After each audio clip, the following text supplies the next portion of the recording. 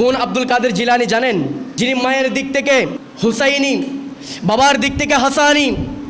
যিনি মায়ের গর্ভ থেকে 18 পারা কোরআনের হাফেজ হয়ে দুনিয়ার জমিনে তশরিফ এনেছেন, যিনি দুনিয়ার জমিনে আসার সাথে সাথে মানুষদেরকে শরীয়তের দিকে প্রত্যাবর্তন করেছেন। কাদের জিলানী দুনিয়ার জমিনে আসার পূর্ব রাতে আল্লাহর নবী হযরতে আবু সালেহ মুসা জঙ্গি দোস্ত রহমতুল্লাহ আলাইকে সামনে দেখিয়েছেন, হে আবু সালেহ মুসা জঙ্গি দোস্ত রহমতুল্লাহ আলাই, আগামীকাল তোমার ঘরে একজন সন্তান আগমন করবে, যিনি সমগ্র ওলিদের মধ্যে সর্বশ্রেষ্ঠ বেলায়েতের মুকাম হাসিল করে তামাম ওলিদের ইমাম হয়ে ইমামুল আউলিয়া সৈয়দুল আউলিয়ার মকাম হাসিল করবে। আব্দুল কাদের জিলানী রাদিয়াল্লাহু তাআলা আনহু যিনি মুর্দাকে মুহূর্তের মধ্যে জিন্দা করতেন,